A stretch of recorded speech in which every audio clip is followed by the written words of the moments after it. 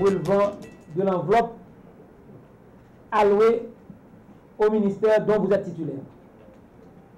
Monsieur le ministre, aujourd'hui, si on permet de nous exprimer ici, franchement, nous mettions à laisser l'enceinte de cette salle parce que nous voyons que la présence de ce beau monde culturel traduit déjà l'idée que ce secteur, c'est un secteur réellement de taille. De taille tant en matière de la mission lui étant assignée par la Constitution que par l'objet des obligations que ce ministère est appelé à honorer, l'objet des actions qu'il est appelé à entreprendre, l'objet des réalisations, l'objet de tous les projets qu'il est appelé à réaliser et son fonctionnement avec toute gamme de services, de composantes sahéliennes traduit que son institution, son ministère qui besoin de gagner, qui besoin de disponibilité financière et budgétaire. Et juste avant que nous entrions dans le vif du sujet, ministre, nous parlons de où pour faire un petit compte rendu, un petit bref tour d'horizon autour de budget rectificatif 2016-2017 là pour nous. Parce que vous connaissez que nous sommes au budget 2017-2018, nous avons un pile de bagages à réaliser, un pile de choses à faire, un pile de réalisations à faire au niveau de ce ministère. Et là, nous considérons en jeu que fonctionnement ministère ça a gagné, taille en jeu. Donc nous pensons que ce n'est pas une mince affaire. Donc, étant donné que vous avez des objectifs qui ont été fixés où, et disponibilité moyens, voies et moyens que vous avez à disposition. Ensuite, résultat, niveau de résultats qui ont été comptés atteints. Donc nous avons que juste avant d'entrer dans le vif sujet, qui se débattent de questions loi de finances initiale 2017-2018 là, font un petit bref tour d'horizon pour nous. Et nous avons des membres cabinet, nous avons des directeurs des différentes composantes de ce ministère. Donc nous avons que à travers la triangle, la véritable le fameux triangle de performance fait un état de la situation pour nous, font un état des lieux pour nous à travers le budget que nous gagnons, quitte à ce que nous étions 2 mois encore pour exercice là à encourir. Donc nous avons en plus de bref récit ça fait pour nous, mais où présenter nous, c'est comme ça nous procéder d'ailleurs. Un petit rapport circonstancié pour que nous-mêmes nous sommes capables de servir de ça, de faire usage de lui afin que dans le rapport que nous avons présenté, nous sommes capables de faire analyse et puis nous relater. Monsieur le Président, comme vous savez que le gouvernement Moïse Lafontaine a pris l'engagement de mettre Haïti sur la voie de développement, mais nous ne pouvons pas le faire en absence de notre être, c'est-à-dire en absence de notre culture. Parce que notre culture nous fait ce que nous sommes. Parce que là, nous dit haïtien, ça nous y paraît. Donc, la culture, c'est la même de notre être, de notre existence, parce qu'elle fait de nous ce que nous sommes. Donc, dans la lettre de cadrage qui m'a été confiée, la politique générale du gouvernement nous a demandé de mettre l'accent sur 3 points. Exécuter une politique culturelle et de communication répondant aux préoccupations de la population, mettre en œuvre une stratégie de communication pour promouvoir les intérêts et l'image du pays, conduire les réformes nécessaires au relèvement du secteur de la culture et de la communication. Mais nous n'avons pas suffisamment de moyens. Maintenant, tout à l'heure, vous venez de parler, Monsieur le Président, de la réaffectation, réaménagement. Moi, je voudrais souligner à votre attention et à l'attention de tous les honorables parlementaires ici présents que nous aimerions que vous ajoutiez quelques pour nous, quelques sous pour nous, parce que nous avons des bâtiments à refaire. Nous avons des centres culturels à construire. Nous avons l'école atelier de Jacques Mel, avec l'aide internationale qui va maintenant réduire sur un montant de 5 millions de gouttes. Et nous avons aussi des activités culturelles tout au long de l'année. Par exemple, carnaval, rara, fête champêtre, fête fin d'année. Et durant les vacances aussi,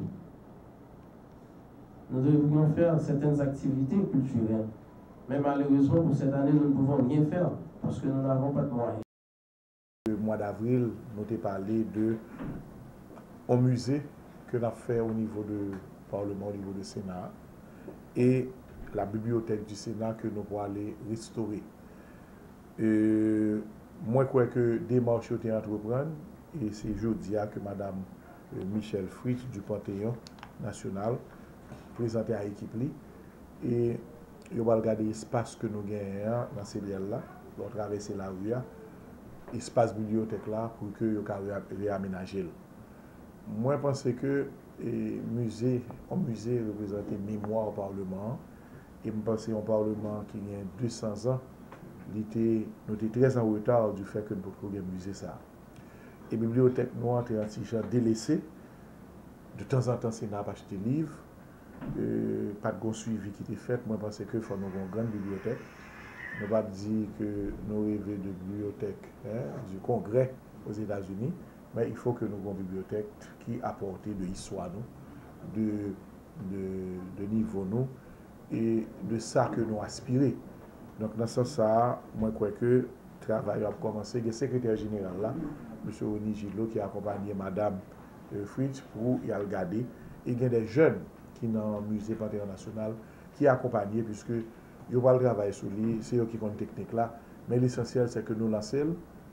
Et je pense le 7 août, nous allons présenter en conférence des présidents la question de la construction du Parlement.